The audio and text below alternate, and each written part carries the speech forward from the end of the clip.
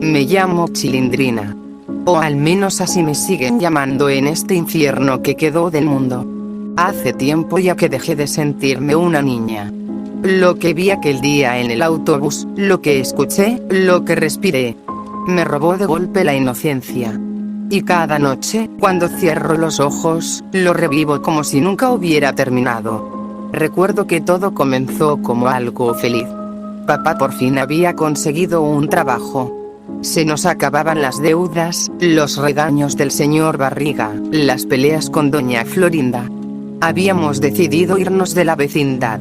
Fue una despedida rara. Kiko, con sus mejillas infladas, me dio un abrazo tímido. El chavo me miraba con esos ojos tristes, como si supiera que no nos volveríamos a ver. Doña Clotilde nos deseó suerte, aunque su voz sonaba quebrada, y detrás de ella el profesor Girafales sostenía un ramo de flores para doña Florinda. Hasta el señor Barriga y Ñoño estaban ahí, justo porque había ido a cobrar la renta. Todos nos dijeron adiós. Todos sonreían, pero esa sonrisa tenía algo extraño, como si escondiera una sombra. Subimos al autobús. El motor rugió, y poco a poco dejamos atrás la vecindad. Yo miraba por la ventana y pensaba en todo lo que dejaba atrás, en los juegos, en las risas, incluso en las peleas. No sabía que ese recuerdo sería lo último que conservaría intacto de mi vida anterior. Pasaron solo unos minutos cuando escuché un grito en la parte trasera del autobús. Un grito seco, desgarrador, como el de un animal al que le arrancan la piel en vida. Giré la cabeza y vi a una mujer retorciéndose en su asiento. Su piel burbujeaba como si estuviera hirviendo por dentro. Los ojos comenzaron a sangrarle, y un líquido negro le goteaba de la boca. La gente alrededor intentó ayudarla, pero en un instante, su mandíbula se abrió más de lo normal, como si se le hubiera desencajado, y mordió el cuello de un hombre a su lado. La sangre brotó en un chorro caliente, tiñendo los asientos, las ventanas. El olor metálico llenó el aire. Todos comenzaron a gritar. Algunos intentaron escapar, pero las puertas estaban cerradas mientras el autobús seguía en marcha. Vi cómo la piel de esa mujer se abría en grietas, como costras que se rompían para dejar salir algo peor. Su vista se apagaba. Sus pupilas se diluían en blanco, como si hubiera perdido los ojos. Pero al mismo tiempo, sus orejas se movían levemente, vibraban, como si pudiera escuchar cada respiración, cada susurro. Y cuando el hombre que mordió cayó muerto, ella se lanzó contra otro pasajero. «Chilindrina, ven conmigo», me gritó mi papá, tirando de mi brazo. Su voz era desesperada. El caos estalló en segundos. Gente pisoteándose, vidrios rotos, un coro de alaridos que se mezclaba con el rugido del motor. Uno a uno, más pasajeros comenzaron a cambiar. Los huesos crujían al deformarse, los dientes se afilaban como cuchillos, y la piel se desprendía en tiras húmedas, dejando músculos expuestos. El autobús se había convertido en un matadero cerrado. Papá rompió una ventana con el codo, y los pedazos de vidrio le abrieron la piel. La sangre corría por su brazo, pero él no se detuvo. «Salta, hija, salta». Me empujó con todas sus fuerzas. Caí al pavimento, rodando, con las rodillas sangrando. Apenas alcancé a ver cómo papá saltaba detrás de mí. Y entonces, el autobús explotó. El estallido nos arrojó varios metros.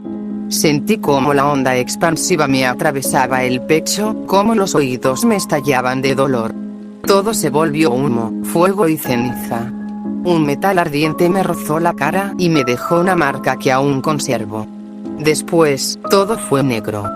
Cuando abrí los ojos, no estaba en la calle. Estaba en un refugio. Una sala oscura, iluminada apenas por unas linternas colgadas en las paredes.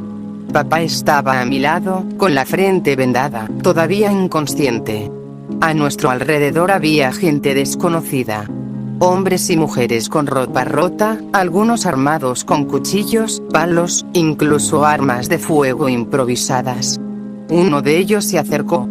Tenía una cicatriz que le cruzaba la mejilla y un ojo nublado. Me habló en voz baja. Tuvieron suerte de sobrevivir. Lo que viste en ese autobús no fue un accidente. Es un virus. Se esparció rápido por toda la ciudad. Solo afecta a algunos. Pero si te muerden, te transformas. Yo no podía dejar de temblar. Recordaba los cuerpos desgarrándose, los dientes hundiéndose en la carne, la sangre bañando los asientos. Y lo peor. Esos monstruos no veían, pero escuchaban, y parecían casi imposibles de detener. El hombre siguió explicando, como si ya lo hubiera dicho muchas veces. No sabemos de dónde vino. Algunos dicen que fue un experimento, otros que es un castigo de Dios. Lo único seguro es que no hay lugar seguro.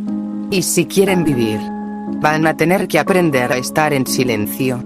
Sentí un nudo en la garganta. Afuera, en el mundo que creímos conocer, ya no había espacio para juegos, ni para risas, ni para sueños. Solo quedaba sobrevivir. Abracé la mano de mi papá, que comenzaba a despertar lentamente, y juré que no lo soltaría jamás. No sabía entonces que aquello apenas era el principio. Cuando abrí los ojos otra vez, mi papá ya estaba sentado junto a mí, con la cabeza vendada y el rostro cansado, como si hubiera envejecido 10 años en unas horas. Tenía la mirada clavada en un rincón del refugio, donde una vela parpadeaba débilmente. El lugar olía a humedad, a sudor rancio y a hierro oxidado. Era un sótano, con paredes de concreto agrietado y manchas oscuras que no quise preguntar si eran de moho o de sangre. Había al menos 10 personas más ahí abajo. Algunos murmuraban entre sí. Otros, simplemente se me quedaban viendo como si yo fuera una intrusa. Un hombre de voz áspera, al que llamaban Ramírez, se levantó y se dirigió a nosotros. Era corpulento, con la barba enmarañada y una escopeta en las manos. Aquí no hay espacio para los débiles, nos dijo sin rodeos. Si se quedan, deberán aprender las reglas. Silencio, obediencia. Y sangre fría. Mi papá, todavía mareado, asintió. Yo apreté sus dedos con fuerza, tratando de no llorar. Esa misma noche, uno de los supervivientes, un viejo con gafas rotas, se acercó a contarme lo que sabían del virus. Su voz temblaba al hablar.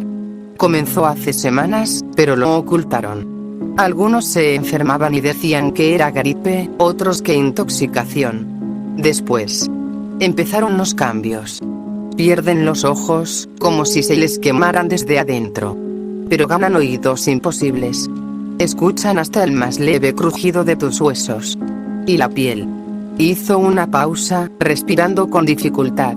La piel se desgarra sola, como si no pudiera contener lo que llevan adentro. Me estremecí al recordar a la mujer del autobús, con las pupilas diluidas en blanco y los músculos expuestos bajo la carne rota. ¿Y cómo se transmiten? Pregunté con un hilo de voz. Mordidas. Siempre mordidas. Y cuando te atrapan, no queda nada que hacer. Se detuvo, como si la memoria le pesara demasiado. Esa madrugada nos tocó nuestra primera prueba. Afuera, en las calles, escuchamos un rugido colectivo. Pasos arrastrados, uñas rasgando el pavimento, gruñidos que se confundían con los gemidos de un coro infernal. Alguien en el refugio dejó escapar un sollozo. Y entonces lo entendimos. Las criaturas lo escucharon. Golpearon la puerta metálica con tal fuerza que el concreto vibró. Sus garras arañaban la superficie. Sus chillidos atravesaban los oídos como cuchillas. Estaban ciegos, sí. Pero sabían que ahí había vida. Su hambre era un radar que lo detectaba todo. Nos quedamos quietos. Nadie respiraba. Yo sentía el corazón martillando en mi pecho tan fuerte que creí que también lo escucharían. Después de minutos que parecieron horas, los golpes cesaron. Los pasos se alejaron, deslizándose hacia la oscuridad de la ciudad. Papá me abrazó, y en su voz escuché algo que nunca había oído antes. Miedo absoluto. El tercer día en el refugio nos llegó el turno de salir. El hambre nos estaba matando. Teníamos que buscar comida. Éramos 4. Papá, yo, Ramírez y una mujer llamada Lucía, que llevaba un machete oxidado. Salimos al amanecer. La ciudad era irreconocible. Las calles estaban cubiertas de autos volcados, vidrios triturados y charcos de sangre seca. Algunos cuerpos colgaban de los postes de luz, como advertencias dejadas por manos humanas, no por los monstruos saqueadores. El aire olía a carne podrida. A cada paso, las moscas nos rodeaban en nubes negras. Vimos a un perro que arrastraba medio torso humano, con los intestinos desparramados en el asfalto. Yo vomité, y papá me sostuvo la cabeza. Ramírez me fulminó con la mirada. Si vomitas, nos delatas. Aprende a tragarlo. Avanzamos hasta una tiendita saqueada. Había latas tiradas por todas partes, pero también cadáveres mutilados. Uno tenía el cráneo aplastado contra la caja registradora. Otro yacía abierto en canal, con las costillas sobresaliendo como garras. El olor era insoportable. Lucía encontró algunas latas de frijoles y galletas enmohecidas. Papá metió lo que pudo en una mochila. Yo trataba de no mirar los cuerpos, pero uno de ellos se movió. Era un hombre sin ojos, con la mandíbula colgando. Se arrastraba hacia mí, dejando un rastro de sangre coagulada. Me paralicé. El monstruo abrió la boca y soltó un chillido agudo, como metal oxidado rompiéndose. Otros gruñidos respondieron a lo lejos. «Muévete, niña», gritó Ramírez, disparándole en la cabeza. La sangre me salpicó la cara, caliente y espesa. El estampido del disparo retumbó como una campana mortal. Y entonces comenzaron a llegar. Decenas de ellos, corriendo a ciegas, chocando entre sí, desgarrando todo a su paso. Sus uñas arañaban las paredes, dejando surcos profundos. «A correr», dijo papá, tirándome del brazo. Corrimos por las calles, esquivando autos volcados y charcos de sangre. Los monstruos nos seguían, chillando, tropezando, pero incansables. Uno casi atrapa a Lucía, pero papá lo derribó con una barra de metal. Sentí como el suelo temblaba con la estampida detrás de nosotros. Llegamos al refugio jadeando. Apenas logramos cerrar la puerta cuando una docena de cuerpos se estrelló contra ella. Los golpes eran tan violentos que pensé que la puerta no resistiría. Nos quedamos en silencio absoluto, mientras afuera los monstruos chillaban y rasgaban el metal.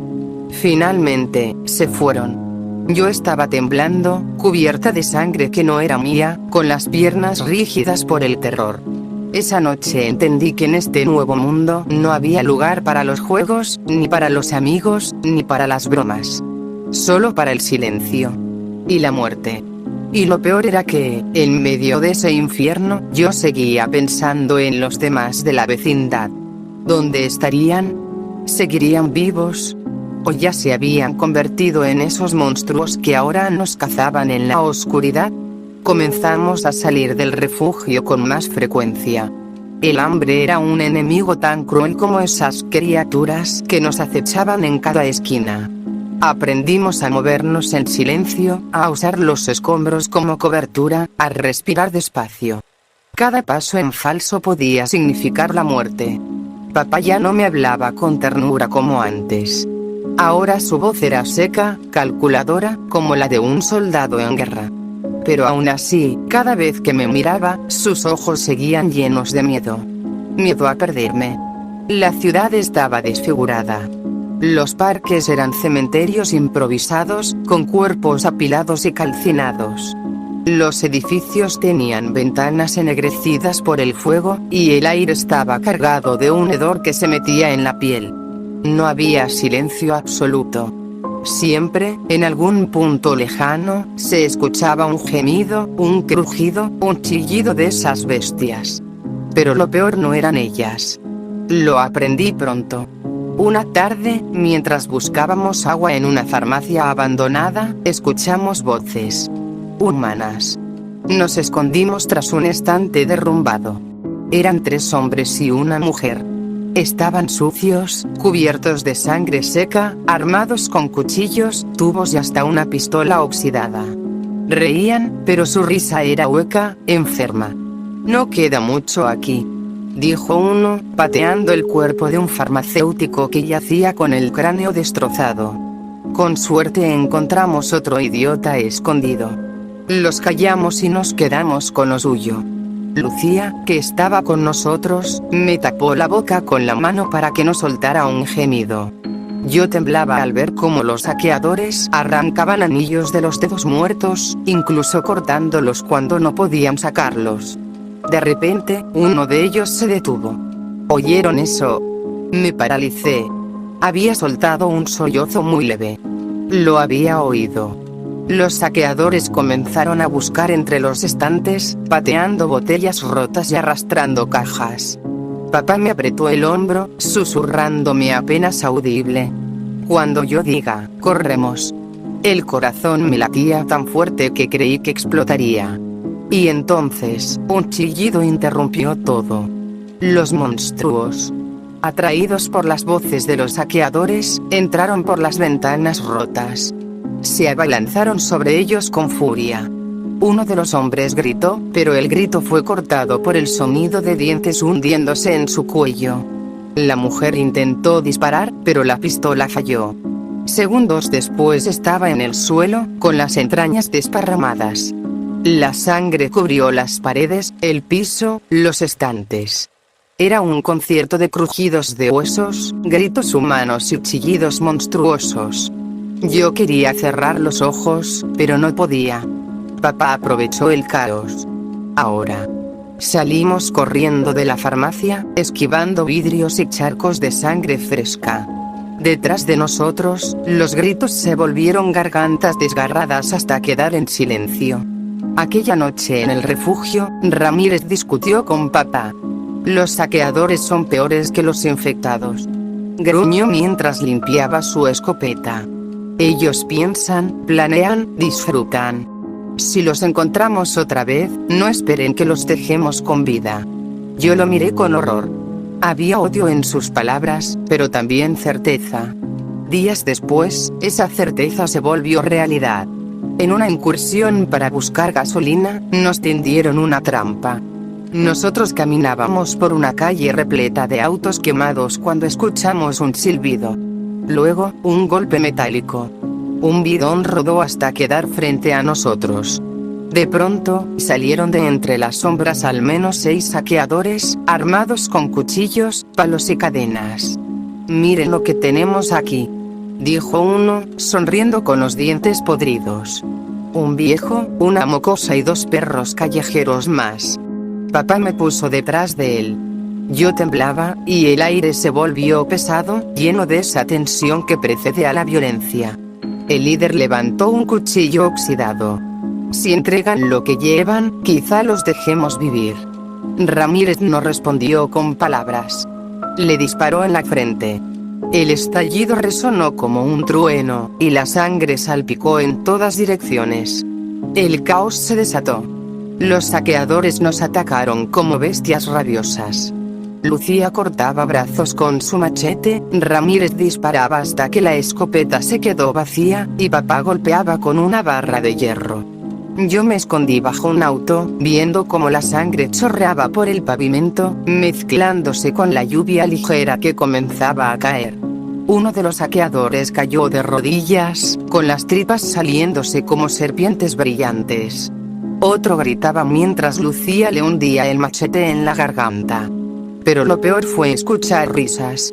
Ellos reían mientras morían. El ruido atrajo a los infectados. Su chillido resonó como campanas del infierno. En segundos, comenzaron a caer sobre todos. Papá me sacó de debajo del auto y corrimos. Vi de reojo cómo los monstruos despedazaban a los saqueadores, arrancándoles brazos y devorando su carne a mordiscos. El pavimento se tiñó rojo. Corrimos hasta perdernos en un callejón oscuro. Allí nos quedamos jadeando, cubiertos de sangre ajena, temblando. Esa noche entendí que los humanos ya no eran humanos. La ciudad estaba partida en 2. los que se habían rendido a la locura y los que luchábamos por no perder lo poco que quedaba de nuestra humanidad.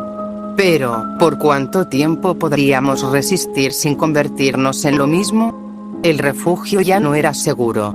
Las provisiones escaseaban, las peleas internas crecían, y cada salida significaba arriesgar la vida.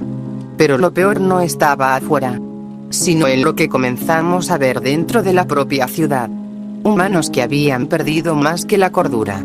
Todo empezó una noche en que salimos en silencio, buscando otro refugio. La luna estaba cubierta por nubes espesas, y la ciudad parecía un cadáver de cemento. A lo lejos, vimos un resplandor rojizo, como fuego ardiendo en la oscuridad. Nos acercamos con cautela, escondiéndonos entre autos oxidados y muros derrumbados. Entonces lo escuchamos. Un murmullo rítmico, grave, repetitivo. Eran cánticos. En el centro de lo que antes fue una plaza, había un grupo de personas con túnicas negras, iluminadas por antorchas. Alrededor, varios cuerpos colgaban invertidos, con la piel arrancada y la sangre goteando sobre un círculo de símbolos pintados en el suelo. El olor a hierro y carne quemada me revolvió el estómago. Papá me cubrió los ojos, pero yo ya había visto demasiado. Habían abierto los cuerpos como ofrendas. Uno de los encapuchados levantó un cuchillo curvado y gritó: «Los hijos del silencio escuchan al verdadero amo. Él nos protege de los ciegos hambrientos».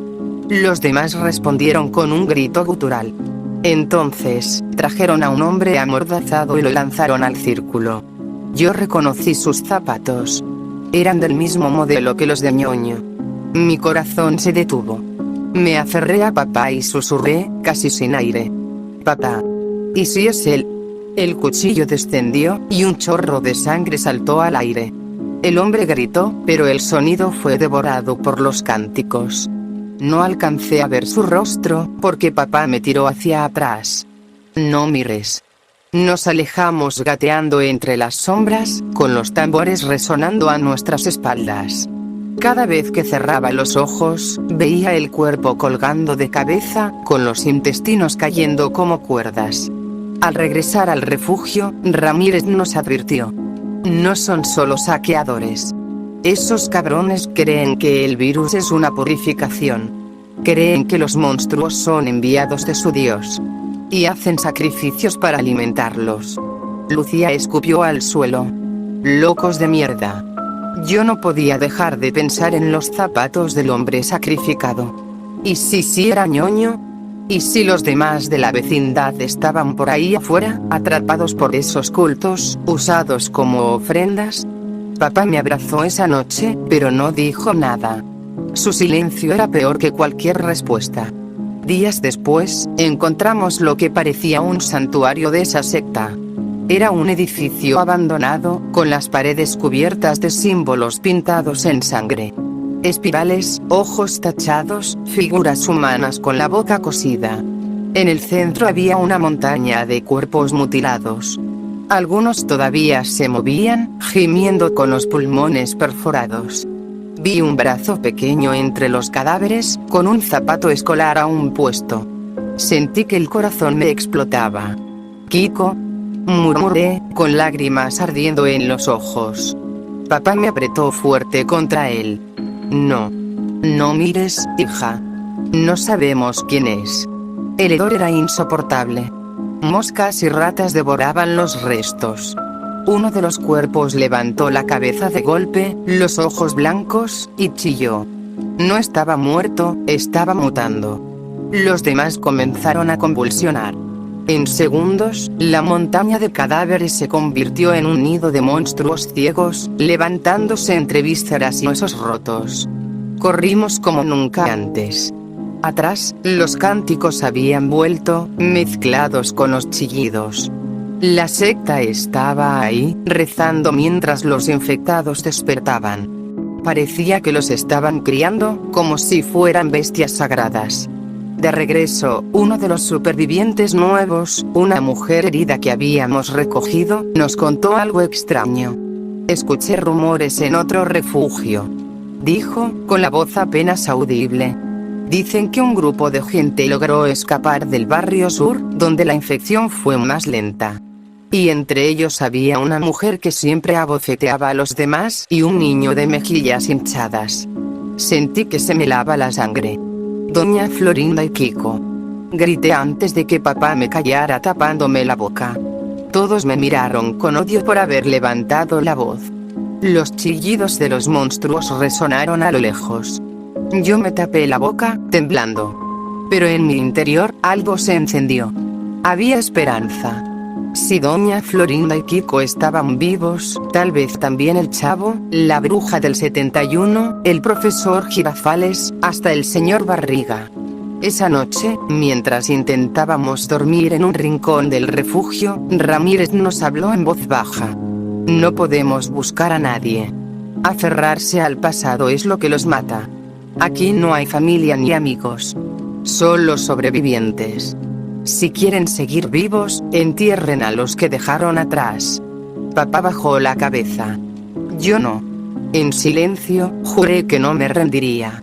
Que aunque tuviera que caminar entre cadáveres mutilados, entre sectas que ofrecían carne humana a sus dioses, aunque tuviera que enfrentar a los monstruos ciegos que escuchaban hasta el suspiro más leve, iba a encontrar a los demás. Porque la vecindad no podía haber muerto del todo. Ya no confiábamos en nadie. Ni en los saqueadores, ni en los cultos, ni siquiera en otros refugios. El único en quien podía confiar era mi papá. Pero cada vez que pensaba en lo que aquella mujer nos había contado, esa historia de una mujer que abofeteaba y un niño cachetón, la esperanza ardía dentro de mí como una llama pequeña, frágil, pero imposible de apagar. Un amanecer, Lucía propuso explorar la vieja escuela del barrio. Decían que allí habían visto gente refugiada hace pocos días. Papá dudó, pero yo insistí. Tenía la corazonada de que algo íbamos a encontrar. La escuela estaba devastada. Paredes agrietadas, pupitres volcados, pizarras manchadas de sangre seca. En el patio, el columpio se movía solo, crujiendo con el viento. El aire estaba cargado de polvo y de ese hedor penetrante de carne podrida. Avanzamos en silencio. Solo escuchábamos nuestros pasos sobre los vidrios rotos y el eco hueco de nuestras respiraciones contenidas. En un salón, encontramos una mochila infantil. Tenía un parche cosido. Una carita sonriente inflada como un globo. Kiko. Me quedé paralizada, apretando la tela contra mi pecho. Papá. Eran ellos. Ellos estuvieron aquí. Papá me miró con los ojos húmedos, pero me hizo callar con un gesto. Si estuvieron, ya no están. No hagas ruido. Seguimos explorando. En otra aula había platos con restos de comida, latas abiertas, una botella de agua medio vacía. No tenía más de 2 días.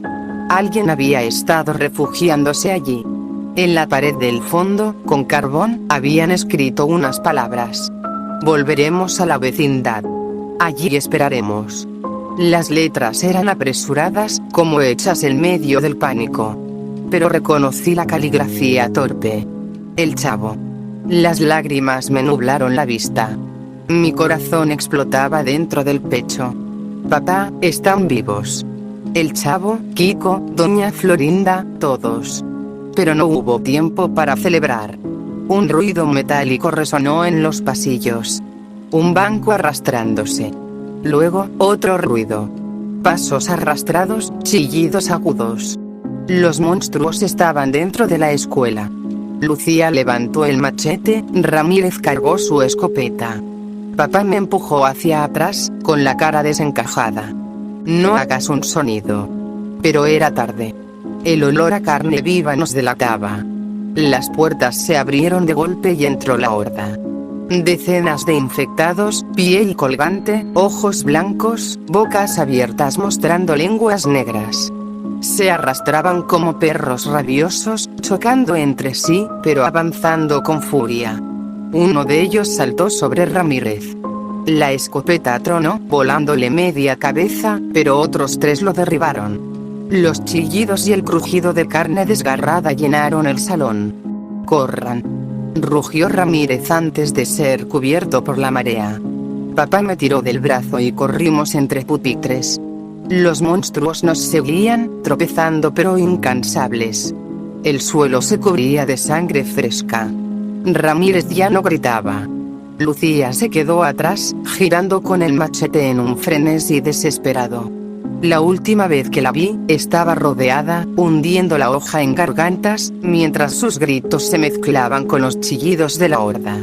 Papá y yo logramos cerrar una puerta de metal y la trabamos con un pupitre. Los monstruos golpeaban al otro lado, dejando marcas profundas en la chapa. «Tenemos que salir de aquí», me dijo papá con la respiración rota. Nos arrastramos por un pasillo lateral. Allí, entre el caos, encontré otra pista. Una hoja arrancada de un cuaderno escolar, manchada de sangre seca. Tenía un dibujo infantil. La vecindad, con los barriles, las escaleras y todos juntos. En el margen, escrito con torpeza: «No perdamos la esperanza». El trazo era inconfundible.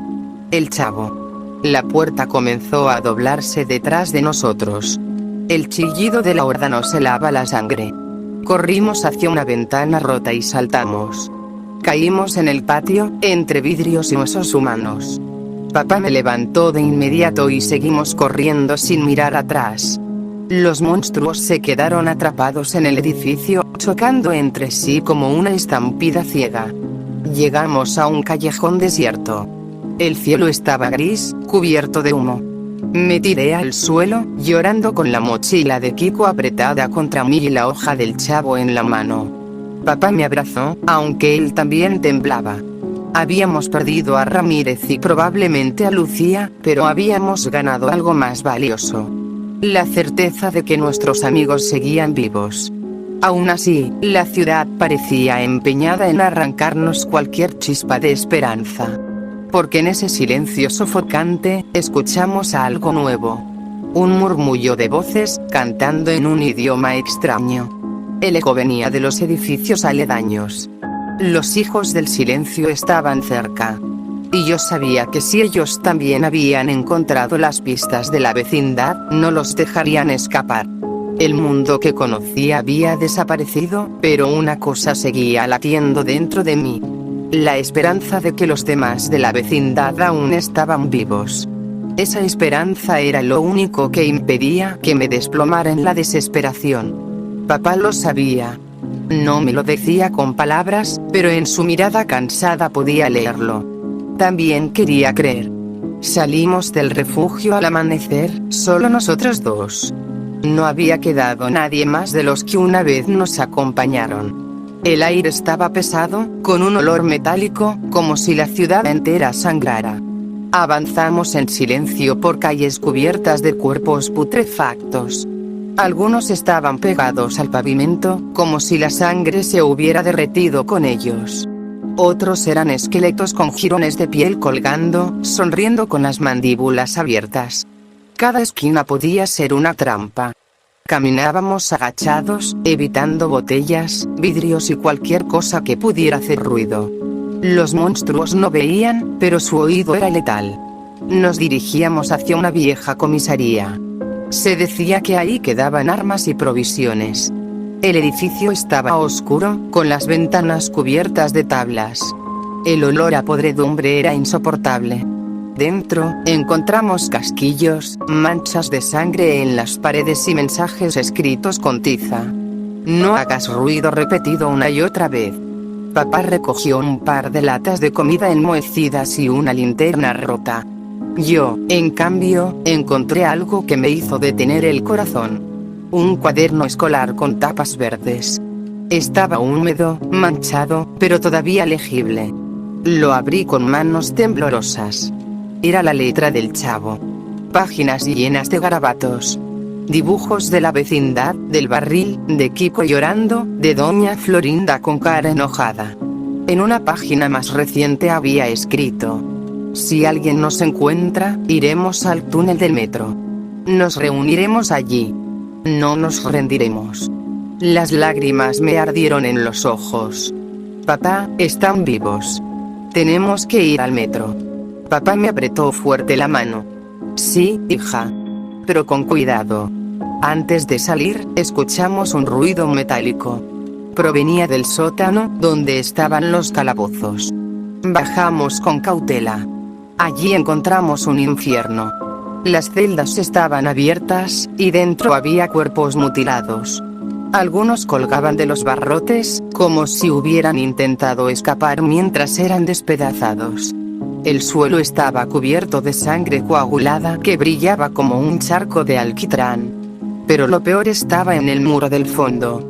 Símbolos pintados en sangre fresca, los mismos que habíamos visto en los rituales de la secta. En medio de ellos, una frase. Los hijos del silencio también buscan a los suyos. Mi estómago se encogió. ¿Los suyos? ¿Se referían a los vecinos? ¿Los estaban siguiendo igual que nosotros? De pronto, un chillido atravesó la comisaría. Los monstruos nos habían olido.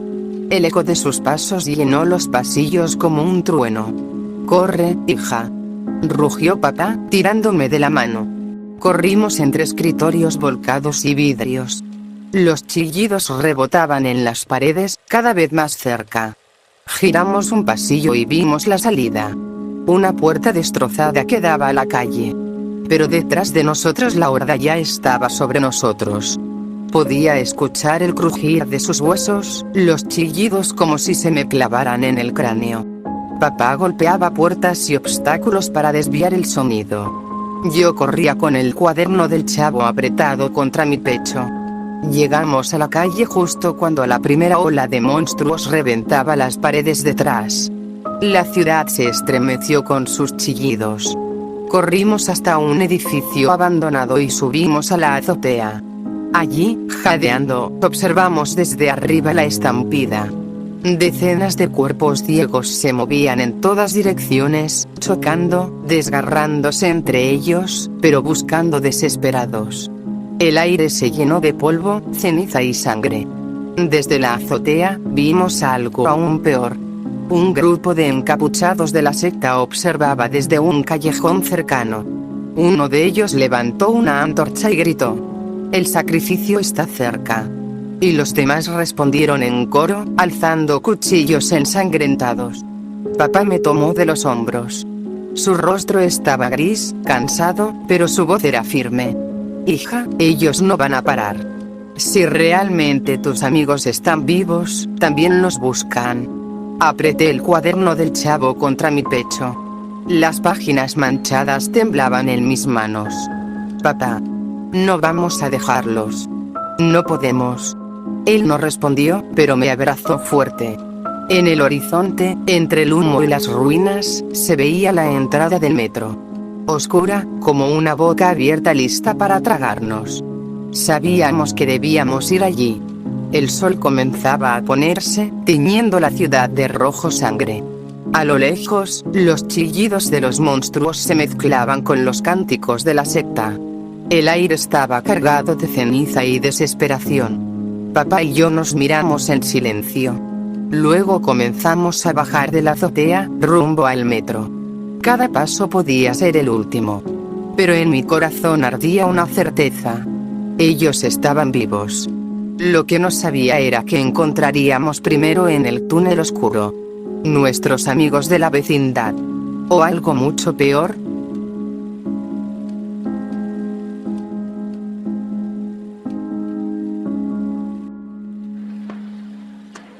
¡Toma! No te doy otra más porque presta para que te algo.